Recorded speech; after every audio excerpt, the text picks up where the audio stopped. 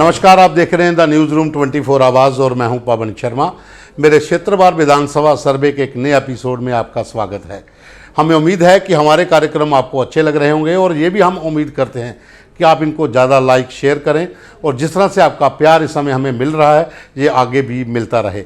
आज हम बात करेंगे 3 बड़ी विधानसभाओं की जो जिला कठुआ में पड़ती हैं, बनी, बिलावर, बसोली। ट्रिपल अगर कहा जाए तो BQ, 3 B, बनी, बिलावर और बसोली।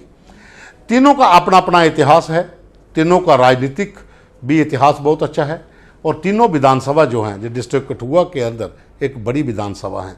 मैं इसलिए कह रहा हूं क्योंकि बसोली विधानसभा जो है वहां उसका अपना एक अलग इतिहास है। वहां पर पंडित मंगतराम शर्मा ने इतिहास रचा था, लगातार वो वहां से जीते आए थे।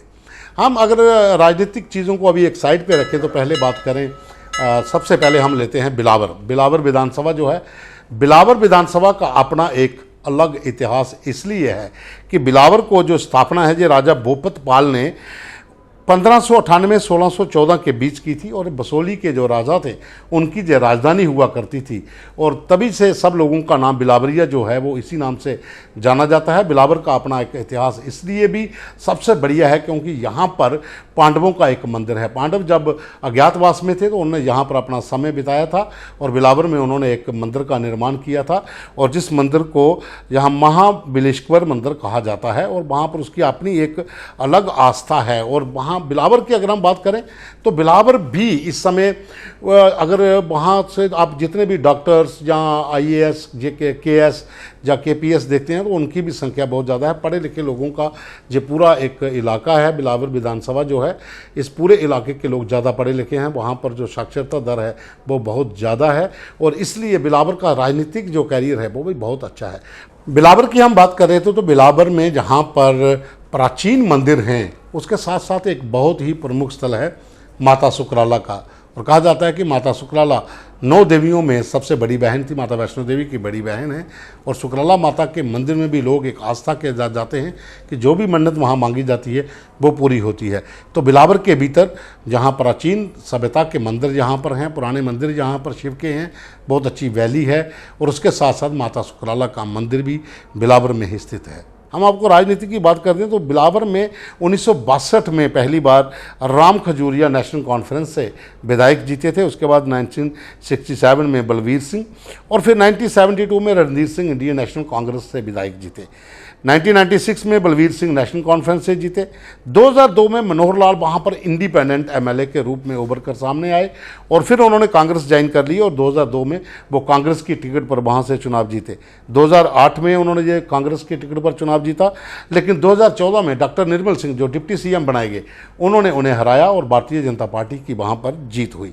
इस समय की अगर हम बात करें तो वहाँ पर सतीश शर्मा जो भारतीय जनता पार्टी के एक युवा चेहरा थे, काफ़ी समय से भारतीय जनता पार्टी का काम वो बिलावर में कर रहे थे, उन्हें मैदान में उतारा गया है।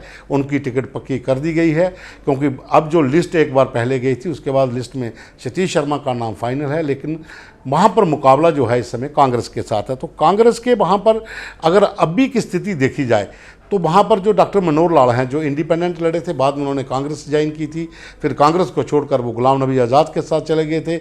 इस समय वो घर पर हैं, लेकिन माना जा रहा है कि वो कांग्रेस के उम्मीदवार हो सकते हैं, कांग्रेस की टिकट उनको मिल सकती है। वो भी दिल्ली के चक्कर लगा रहे हैं, कांग्रेस के जो बड़े नेता हैं उनके संपर्क में हैं। और दूसरे वहाँ पर एक नया चेहरा है जो कांग्रेस वहाँ पर उनको ला सकती है। पहले भी एक बार उन्होंने वहाँ चुनाव लड़ा था, कठुआ के रहने वाले पंकज डोगरा, वो भी वहाँ पर कांग्रेस के उम्मीदवार हो सकते हैं। हालांकि पंकज डोगरा की ट्राई जो है वो जसरोटा में भी चल रही है, लेकिन यहाँ पर 2 बड़े जो नाम हैं कांग्रेस में, मनोहर लाल और पंकज डोगरा हो सकते हैं, इनमें से किसी को भी टिकट दें। लेकिन बिलावर में एक और नाम है रोमी खजूरिया, वो नेशनल कॉन्फ्रेंस की टिकट पर चुनाव उन्होंने वहाँ पर लड़ा था और अच्छा खासा वोट वो लेते हैं। इस बार उनका रोल बहुत प्रमुख होगा कि वो इंडिपेंडेंट लड़ते हैं क्योंकि कांग्रेस NC का अलायंस हो चुका है।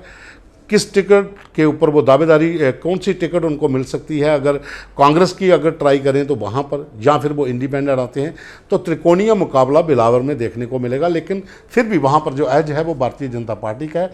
सतीश शर्मा जो है उनकी अच्छी पकड़ है और उन्होंने अपना जो प्रचार शुरू किया हुआ है, जगह जगह पर उनके दौरे हो रहे हैं और उनको अच्छा रिस्पांस भी वहाँ पर मिल रहा है। लेकिन कांग्रेस ने अभी तक टिकट अनाउंस नहीं की है, यही कारण है कि कांग्रेस वहाँ भी बैकफुट के ऊपर है। तो ये था बिलावर का इतिहास और बिलावर का राजनीति जितना सफ़र था वो हमने आपको बताया।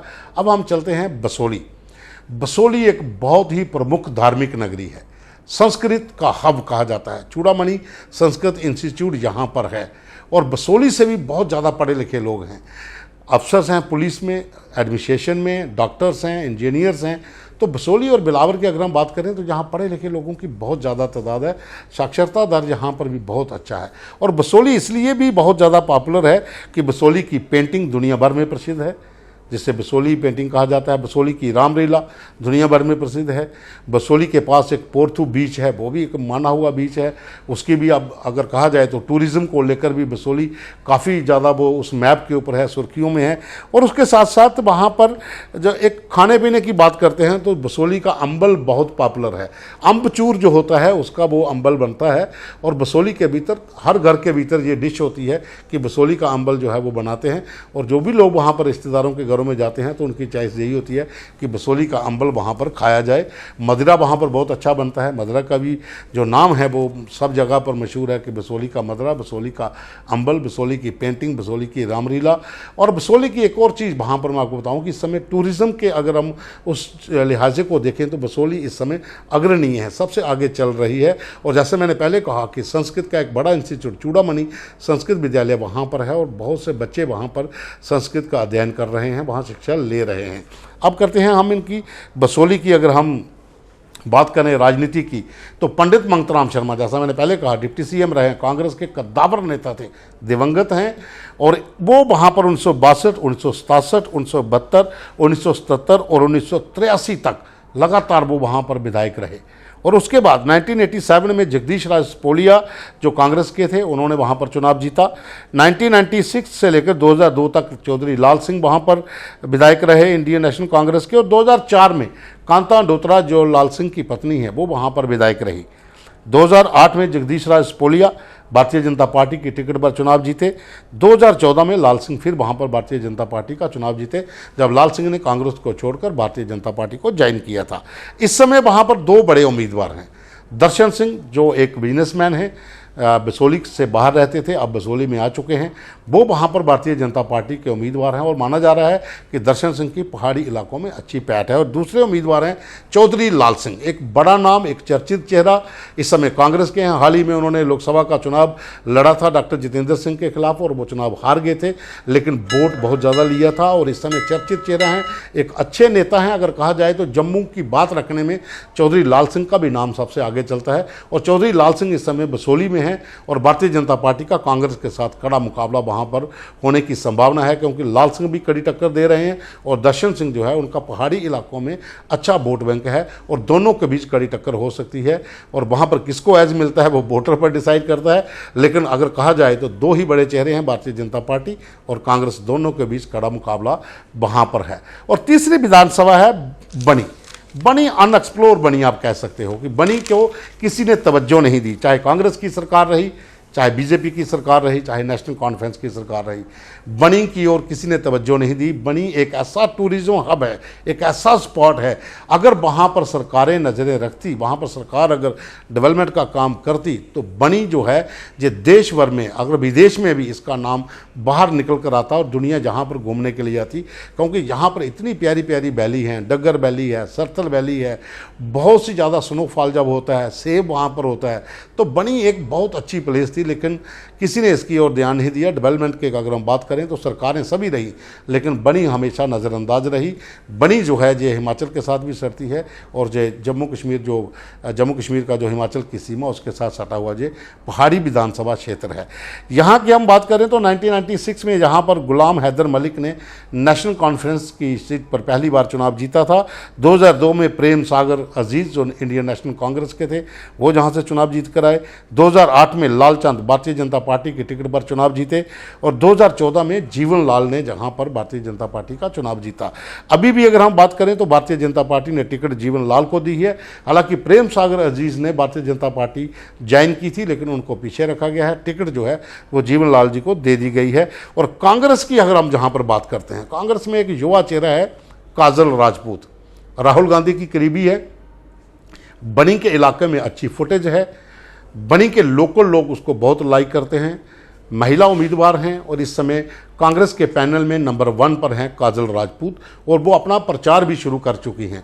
क्योंकि जब राहुल गांधी की भारत जोड़ो यात्रा आई थी तो बनी से बहुत ज़्यादा महिलाओं को लेकर काजल राजपूत जो है वो लखनपुर पहुंची थी। उन्होंने राहुल गांधी के साथ ट्रैवल भी किया इस यात्रा को लेकर। तो काजल राजपूत का नाम इस समय बनी में चल रहा है और एक अच्छी नेत्री है, बहुत अच्छा नाम है पूरे इलाके में, लोकल हैं और अच्छी पकड़ रखती हैं, वहाँ पर पढ़ी लिखी भी हैं। और उसके साथ प्रेम सागर अजीज जो भारतीय जनता पार्टी में गए थे, जिनको उम्मीद थी कि टिकट मिल जाए, और ऐसी भी अटकलें लगाई जा रही हैं कि प्रेम सागर अजीज भी कांग्रेस के संपर्क में हैं, क्योंकि भारतीय जनता पार्टी ने तो टिकट दी नहीं है। वो चाहते हैं कि जहां से वो चुनाव लड़े। लेकिन अगर हम बात करें बसोली, बनी, बिलावर की, तो बनी के भीतर डीएपीपी का भी एक कैंडिडेट है गौरीशंकर, उसकी भी अपने इलाके में अच्छी पैठ है। गौरीशंकर का नाम भी बनी के भीतर काफ़ी लोग जानते हैं, क्योंकि लोगों के बहुत ज़्यादा काम उन्होंने वहाँ पर किए हुए हैं। तो डीएपीपी का भी कैंडिडेट वहाँ पर गुलाम नबी आज़ाद की पार्टी का वहाँ पर है। मुकाबला यहाँ पर भी कांग्रेस और भारतीय जनता पार्टी के बीच ही है। तीनों विधानसभा के भीतर अगर देखा जाए तो कड़ी टक्कर है कांग्रेस और बीजेपी के बीच में। तीनों विधानसभा अपने आप में अपना अपना महत्व रखती हैं। जिला कठुआ के भीतर ये तीनों विधानसभा आती हैं, और कठुआ बनी का जो इलाका है एक बार फिर आतंकी चपेट में आ चुका है। वहाँ पर कई बार आतंकी देखे गए, हीरानगर में भी इनकाउंटर हुआ था। तो उसके बाद जो आतंकी थे वो बनी का मछेड़ी इलाका, बदनोता गांव था, वहाँ पर एक भारतीय सेना की गाड़ी पर हमला हुआ था और वहाँ पर 5 जवान शहीद हुए थे।